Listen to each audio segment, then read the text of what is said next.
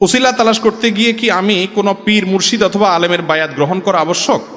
কোরআনে আল্লাহ বলছেন ওয়াবতাগু ইলাইহিল ওয়াসিলা, আর পেয়ে গেছে একটা আয়াত, আল্লাহ ওসিলা ধরতে বলছে। এখন ওসিলাকে পীর সাহেব ধরে, তো পীর সাহেব কারে ধরবে? ভাই, এই ওসিলা শব্দের তাফসির ইবনে কাসির, তাফসিরে কুরতুবী সহ সমস্ত তাফসিরি কিতাবগুলো দেখেন, সেখানে যে তাফসির লেখা হয়েছে এই ওসিলা বাংলা ওসিলা না, এখানে ওসিলা আল্লাহ আরবিতে বলছেন, আল্লাহর ভাষায়। এটার ব্যাখ্যা হলো ইবাদত বন্দেগী করে আল্লাহর নৈকট্য অর্জন করার চেষ্টা করো। আর আমরা আসলে মনে কিছু করেন না। আমি একটা কথা সবসময় বলি যে আমাদের মতো যে সমস্ত দেশগুলোতে নানা রকম মানুষ অভাবে অনটনে, দুর্নীতি এবং অনিয়ম বেশি হয়, সে দেশের সামনের দুয়ার দিয়ে কিছু হয় না, সবই পিছনের দুয়ার দিয়ে হয়। ঠিক না ঠিক? আপনি রেলের টিকিট কাটতে যাবেন, ঈদের আগ দিয়া টিকিট নাই, কাউন্টারে টিকিট নাই, পেছনে আস 50 টাকা বাড়াই দিলে আস। ঠিক না ঠিক? আপনি এটা কাজে যাবেন, কোনো অফিস আদালতে নাই, স্যারের টেবিলে এটা নাই, পিছন দিয়ে গেছেন, আপনারা পিয়ন বলবে এদিকে আসেন, সেখানে আস।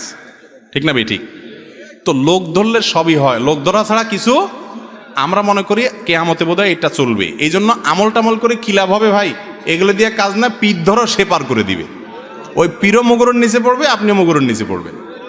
কারণ আল্লাহর সামনে কিয়ামতের ময়দানে নবীরা সেখানে অস্থির থাকবে, আপনার পীর কোত্থেকে সুপারিশ করবে? যার যার আমল তার একমাত্র বাঁচার অবলম্বন। অতএব এ কথা ঠিক না যে পীর ধরলে বা ওসিলা ধরলে সে নাজাত করে দিবে। অনেকে আছে দেখবেন, বিশেষ করে বড় বড় ব্যবসায়ীরা আছে, বাংলাদেশে বড় বড় নাম করা কিছু পীর আছে, এদের মুরিদ সব বড়লোক দেখবেন। এই বড়লোক মুরিদগুলো ব্যাককল, পীর সাহেব অবশ্য শিয়ানা। যার কারণে পীর সাহেব এমন সিস্টেম করে যে হাদিয়া তোফা সব আমার কাছে নিয়ে আসো, তোমার আখেরাত আমি দেখবো, টেনশন নেই।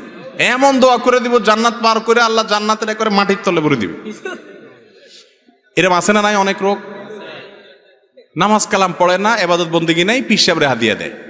আপনাদের কুমিল্লার একটা ঘটনা, আমার ঢাকায় এক লোক বলছিল অনেক আগে, আল্লাহ জানে সত্য মিথ্যা, ঘটনা শুনছি আর কি। বলে যে এক লোকের নামাজ পড়তে বলে, আমি মোল্লারা দান দেই না। কয় নামাজ পড়তে আসো? কয় আমি নামাজ পড়তে মুখে, আমি মোল্লারা দান দেই না। মানে মোল্লায় পার করে দিব, ধান দেই, চাঁদা দেই আখেরাতে। মোল্লার বাপের ক্ষমতা আছে কিয়ামতের ময়দানে আল্লাহর কাছ থেকে ছুড়ানোর? মোল্লা নিজে অস্থির থাকবে কিয়ামতের ময়দানে, সবাইকে ইয়ানফসি করবে। আপনার আমল একমাত্র আপনার অবলম্বন। অতএব এই সমস্ত ভিত্তিহীন কথায় কান দিবেন না।